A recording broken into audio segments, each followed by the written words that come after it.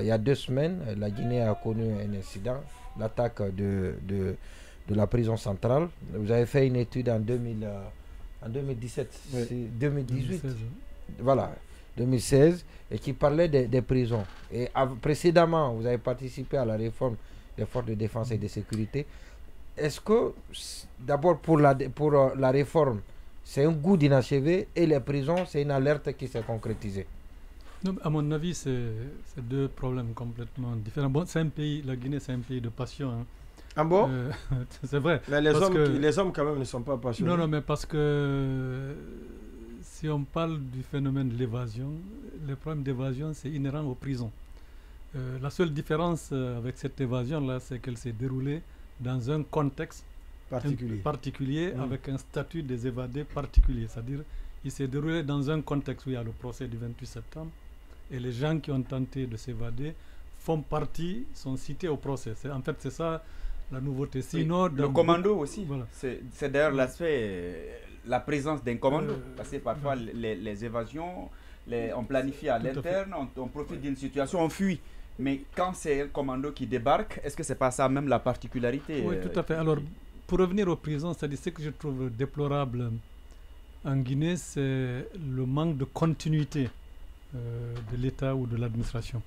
S'il y a un secteur qui a beaucoup bénéficié de l'expertise, c'est bien l'administration pénitentiaire, comme rappelait Monument tout à l'heure. Cheikh Sako, quand il a été nommé garde des Sceaux, il a pris 2 initiatives très intéressantes, dont une, avant de prendre fonction, il a mis en place une commission prison. Et j'ai eu la chance de présider cette commission. Pendant 6 mois, on a sillonné toutes les prisons de Guinée. Et on a fait, un rapport. Vous gardez le micro, oui. Voilà. Je vous laisse. La Guinée face à ces prisons. Dans ce rapport, on a posé tous les problèmes. Et derrière, après, il m'a nommé directeur national adjoint de l'administration pénitentiaire. Et tout de suite après, il y a eu le PARJU, le programme d'appui à la réforme de la justice, où on a fait pendant 2 ans tout un bilan de ce qui ne va pas au ministère, à l'administration pénitentiaire. Donc on a rédigé tous les textes sur le statut des établissements, sur le régime juridique des établissements. Vous prenez par exemple la maison centrale de Conakry. Est-ce que c'est un centre pénitentiaire? Je dirais peut-être que c'est un centre pénitentiaire. Parce qu'un centre de détention, c'est un lieu pénitentiaire où on n'emprisonne que les gens qui sont condamnés pour au-delà de 2 ans, mais qui ont de réelles perspectives de réinsertion. La maison centrale, généralement, c'est des gens qui sont condamnés à des lourdes peines. Okay? Les maisons centrales. Oui. Les maisons d'arrêt, en fait, c'est des maisons qui sont réservées aux prévenus, c'est-à-dire des gens qui sont en attente de passer devant un juge. Mais si vous prenez à la maison centrale, vous avez toutes les catégories là. Ouais. Vous avez des prévenus. On confond tout. Hein? Tout à fait. On dit maison d'arrêt, maison centrale. Voilà. En fait, un centre pénitentiaire regroupe les 3. Aujourd'hui, la maison centrale de Conakry regroupe tout. Vous avez des gens qui sont prévenus, vous avez des gens qui sont condamnés à des petites peines, vous avez des gens qui sont condamnés à de lourdes peines. Derrière, si vous remarquez, il y a des miradors. Nous, on avait dit il fallait, au lieu de construire, de faire des constructions à l'intérieur de la prison, il faut la rénover. La rénover par la sécurité, c'est-à-dire déjà réaménager les miradors. S'il y avait eu les miradors, je ne pense pas qu'il y aurait eu l'attaque de la maison centrale. Parce qu'en fait, si vous regardez la maison centrale, qui date de l'époque coloniale, il y a encore les 4 miradors tout autour de la prison. Donc en fait, si j'étais à la place de la transition, en fait, il fallait reconduire Cheikh Sako comme ministre, parce qu'il avait déjà jeté les bases. Et comme on est dans une... Reconduire à son projet ou reconduire à son poste pour qu'il puisse continuer. Pourquoi le reconduire? Il a été ou alors, parti. oui, mais parce que vous avez nommé, il y a eu interruption. Voilà, tout à fait. Non, mais bon, il est parti pour des raisons que donc, tout le monde connaît. Alors son projet. Son projet, c'est-à-dire en fait que ceux, voilà, c'est-à-dire en fait continuer les réformes. Par exemple, on ne peut pas faire ça sans lui. Non, pas du tout. Il n'y a pas de personne indispensable. On a l'impression que c'est ce que vous voulez. Non, mais moi je dis... pourquoi je dis ça? Parce que... Non. Vous pensez qu'il a été entre-temps... Ou alors mettre quelqu'un qui a participé. Parce que ce que je trouve dommage, c'est que quand vous prenez tout ce qu'on a fait... Sont liés, les perspectives sont liées. Non, quand je dis pour... Non, pas du tout. Moi, j'ai démissionné avant. J'ai démissionné avant. Non, ce que je veux dire là, c'est valable pour les autres ministères. C'est-à-dire ce qui est dommage en Guinée. Si vous prenez le 11e, 12e, 13e fête du Fonds européen de développement, il y a eu des réformes dans tous les ministères. Et dès qu'on change de ministre, celui qui arrive, en fait, il n'y a pas de continuité. C'est ce qui est dommageable. C'est ce qui s'est passé à l'administration pénitentiaire. Tout est écrit. Quand je vois le ministre, par exemple, de la justice actuelle, lancer des projets, par exemple, les détenus ont un droit. Ils doivent faire des activités sportives, ils doivent avoir accès aux journaux, à l'actualité et tout. Mais la façon, il faut le faire de façon, dans le cadre de la sécurisation même des détenus. On ne peut pas mettre au même pied, côte à côte, quelqu'un qui a été victime d'un attentat, par exemple d'Addis, et Toumba à côté, pour dire, voilà, on fait un match de football avec deux personnes qui ont un conflit entre eux. Par contre, on pourrait bien prendre le stade du général Lansana Conté et sortir les détenus, les sécuriser, aller leur faire un match de football au stade du général Lansana Conté, ça se passe ailleurs. Dans la plus grande sobriété ou non, mais bien sûr, nous on l'a écrit ça, hein, c'est-à-dire par exemple les mineurs qui sont emprisonnés. Parce qu'il faut savoir une chose, la prison, elle n'est pas là pour détruire. C'est-à-dire en fait, l'objectif d'une prison, le but d'une prison, c'est qu'on retire un individu qui a causé un tort à la société, mais on essaie de le reconstruire pour qu'il sorte comme un homme complètement reconstruit. Donc, malheureusement, les prisons en Afrique, c'est pas propre à la sécurité de la prison n'est pas liée à la ceinture de sécurité qu'on peut mettre autour, ou sinon aux sentinelles qu'il y a autour de la prison. Nous, on le dit c'est plutôt lié à la façon de construire, à la façon d'entretenir. Alors, il y a plusieurs facteurs. C'est-à-dire, il y a le bâtiment, il y a les hommes. Dans toute administration pénitentiaire, dans tout établissement pénitentiaire, il y a une équipe d'intervention. C'est-à-dire, ce qui s'est passé en Guinée, c'est qu'il faut savoir que sous l'ancien régime, la Première République, les prisons étaient sous la coupe pratiquement de la police et de l'armée. Donc il y a eu, après la mort de Sékou Touré, on a continué ça jusqu'aux années pratiquement 89, ainsi de suite. Les gardes pénitentiaires, moi je leur tire, vraiment je les salue en même temps. Pourquoi? Parce que c'est des gens qui n'ont reçu jamais une formation adéquate. Mais si vous prenez un régisseur, par exemple, le régisseur de la maison centrale que j'ai connu, le type il travaille du lundi au lundi, 24 heures sur 24. Ah, il aime ça, hein? Ailleurs, c'est pourquoi nous on avait demandé des indemnités pour ailleurs, les militaires ont des indemnités. Quand vous faites une charge, quand vous travaillez, vous allez en manœuvre, ils ont des indemnités. Le garde pénitentiaire qui travaille 24 heures sur 24 n'a rien. D'abord, ils ne sont pas formés, donc on avait décidé qu'il faut qu'ils soient formés. Et pire, un garde pénitentiaire, il doit avoir la formation même pour la sécurisation du détenu. C'est pourquoi dans beaucoup de prisons, vous avez des équipes d'intervention. S'il y avait eu des équipes d'intervention bien formées, je ne pense pas que le commando aurait aussi facilement pu extraire les gens de la maison centrale. Donc il y a plusieurs facteurs qui jouent sur... mais les évasions, c'est inhérent à beaucoup de prisons. En parlant des gardes pénitentiaires, parlant des gardes pénitentiaires, ce que vous aviez proposé, est-ce que vous aviez proposé leur évolution en grade? Parce que je te pose la question, parce que le ministre de la Justice, dans sa vidéo où il a grondé,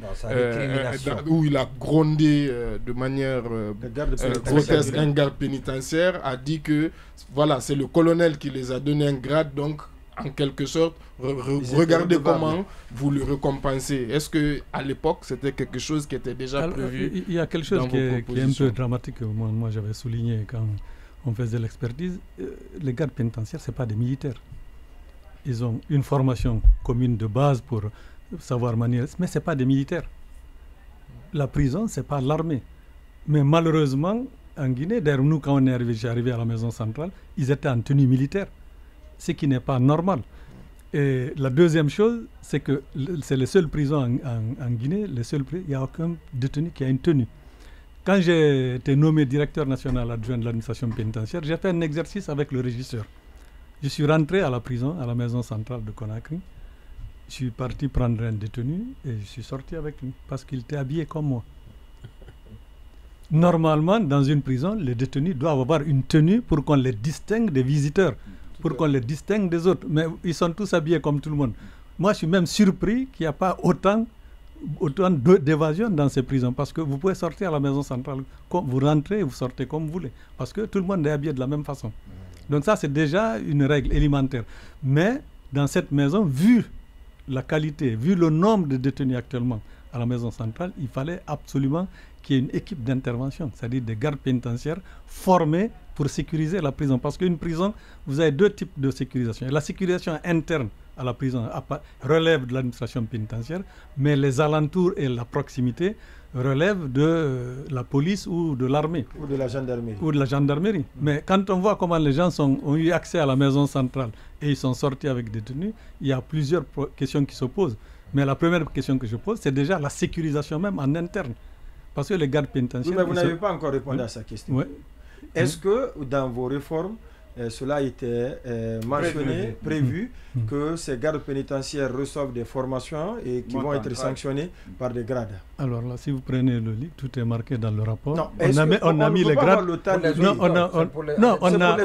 On a travaillé sur le statut du personnel pénitentiaire en déclinant leurs grades et la façon dont ils passent au grade supérieur avec une formation. On est allé même jusqu'à dire qu'il faut dans ce pays installer une école nationale d'administration pénitentiaire. Donc c'est un processus qui est là. Mais bien sûr. Et tous les textes, tous les projets de décret sont prêts. Malheureusement, au temps de M. Alpha Condé, ils n'ont pas été signés. Sinon, les projets sont dans les tiroirs. Maintenant, les actes qui ont été pris après l'acte, après l'évasion ou l'enlèvement ou l'extraction. Maintenant, le président de la transition a pris un acte pour radier certains militaires, gendarmes, gardes pénitentiaires, le chef d'état-major général de l'armée, des armées également, et le ministre de la Justice. Comment vous les trouvez, ces différents actes? Quelle appréciation vous en faites? Vous savez, quand il y a une faute, quand on est responsable, on assume ses responsabilités. Ailleurs, je pense que même le ministre aurait démissionné. Il y a eu des pays où une simple évasion a fait sauter un ministre, le directeur. C'est facile de sanctionner. Moi, je ne dis pas qu'il ne faut pas sanctionner les gardes pénitentiaires, ce n'est pas ça le problème. Mais il faut citer toutes les responsabilités. Le régisseur adjoint, ministre de la Justice, ainsi de suite. C'est-à-dire, c'est toute une chaîne.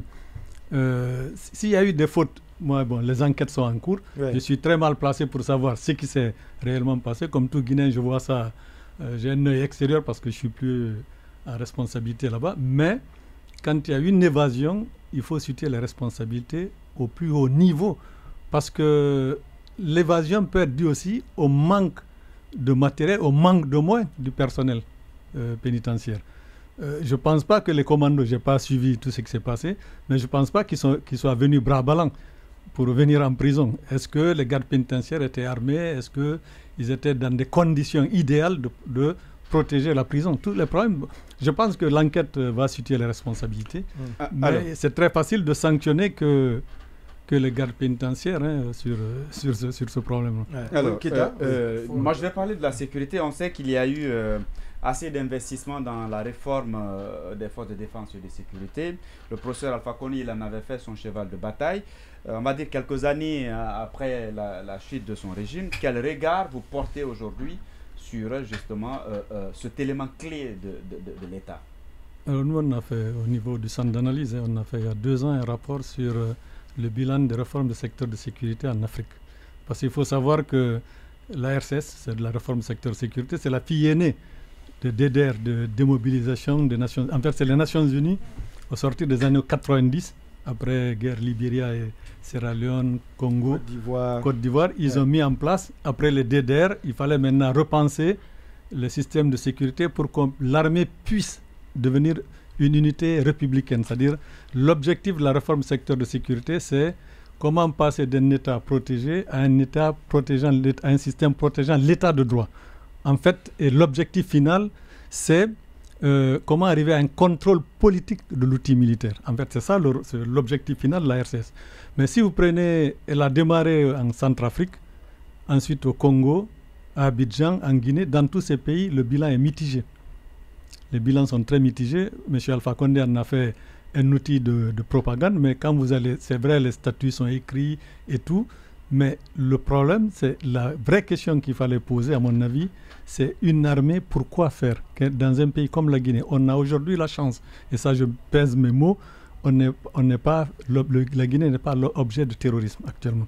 Ce qui se passe au Sahel, et je pense que les dirigeants actuels de la Guinée devaient ouvrir les yeux pour ne pas, parce que jusqu'à présent on a la chance que la Guinée n'est pas encore gangrénée par un islam politique. Il y a quelqu'un qui l'a évoqué tout à l'heure. Si vous voyez ce qui s'est passé au Mali, et ce qui se passe dans les banlieues parisiennes aujourd'hui, c'est que tant qu'il y a des petites mosquées qui se créent où les gens viennent prêcher ou faire leurs prières de façon normale, à la limite, c'est acceptable. Mais à partir du moment où vous avez par exemple des gens comme les frères musulmans, parce que ça c'est de l'islam politique, c'est des gens qui viennent avec une idéologie, avec un système pour prendre la gouvernance.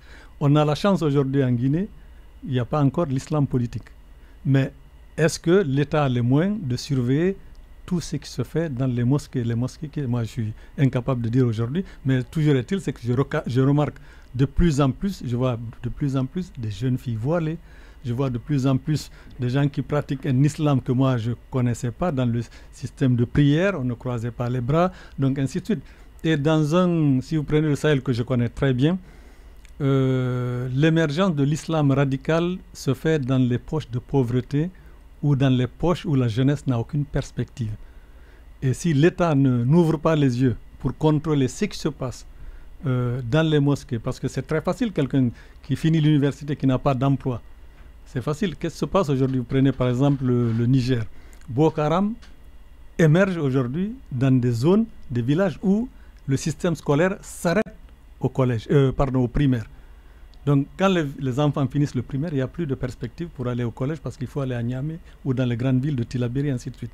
Qu'est-ce que Boko Haram fait? Ils viennent, ils prennent un jeune, parce que le jeune il est plus vigilant, il est plus malléable, on lui donne une petite moto, il peut aller repérer l'armée qui vient, on lui donne 100 000 francs CFA, qui reverse dans la famille. Nous on a rencontré des pères de famille, on leur a demandé dans le centre de radicalisation de Niamey, devant le ministre de la Défense du Mali, on a demandé aux parents si on vous remet vos enfants, est-ce que vous allez les laisser encore aller vers Boko Haram? Ils ont dit oui, parce qu'ils ont 100 000 francs par mois qui leur permet de continuer à faire l'agriculture dans leur village. C'est-à-dire, vous avez dans un village où vous n'avez ni de service de santé, ni d'éducation, ni d'entreprise, ni d'emploi. Mais est-ce que vous leur avez dit qu'ils vont on va les tuer s'ils font ça? Mais non, parce qu'entre tuer et 100 000... Regardez, c'est-à-dire, je peux faire même le parallèle avec la migration. Comment vous pouvez expliquer qu'aujourd'hui la Guinée fait partie des gens, les mineurs non accompagnés, vous allez à Paris ou ailleurs, c'est le plus nombreux. Quand vous discutez avec eux à Paris ou ailleurs, ils vous disent pourquoi ils sont partis. Parce qu'ils disent on n'a aucune perspective, on n'a pas d'emploi. Voilà. Donc si vous voulez lutter contre la migration irrégulière, c'est pas en disant j'interdis, d'ailleurs c'est l'erreur que la France commet et tout, vous avez beau mettre des barrières, ça ne fonctionnera pas. Le problème c'est au départ, un jeune qui finit des universités ici, qui n'a pas d'emploi, vous pensez qu'il va s'asseoir en permanence? Non. Si on ne lui donne pas une perspective, il va prendre le chemin de l'exil. C'est le chemin de l'exil aujourd'hui au Sahel, c'est le chemin de l'exil où on bascule dans le djihadisme. Il n'y a pas de solution. Et quel conseil vous pouvez donner aux autorités actuelles quant à la gestion de cette situation? Mais je pense que le ministre de la Défense, je crois il y a 2 ou 3 mois, a évoqué ce cas en disant que la Guinée n'est pas à l'abri de ce problème. Moi, je pense que s'il y a un ministère des Affaires religieuses, son rôle déjà, c'est de contrôler ce qui se passe. On ne peut pas se lever du jour au lendemain. Le nôtre, c'est l'organisation du Hadj. Oui, mais c'est là-bas, il excelle. D'abord, normalement, un pays normal, le culte religieux, tout ce qui est religieux, relève de l'administration du territoire. Bon. Mais en tout cas, moi, de ce que j'ai vécu, de ce que j'ai vu au niveau parce que moi, je peux vous dire, aujourd'hui, on est dans un monde complètement en désordre. Vous avez aujourd'hui un affaiblissement complet du système des Nations Unies. Vous avez un Sud global qui émerge. Donc vous avez un monde qui est complètement déséquilibré. L'ordre mondial est et vous avez au niveau du Sahel, et je le dis souvent, on arrive aujourd'hui à un schéma du Sahélistan, c'est-à-dire ce qui s'est passé en Afghanistan. Vous prenez le Niger et le Mali et le Burkina, ils sont vraiment au centre de l'Afrique et ces pays n'ont plus le contrôle de leur territoire. Mais c'est facile de dire, nous on est loin en Guinée. Le Mali c'est à côté. D'accord. C'est à côté. Le Mali, c'est à côté. Merci à vous, Dr Mamadou Aliou Bari. Je rappelle que vous êtes le directeur exécutif du Centre d'analyse et d'études stratégiques, CAIS en abrégé.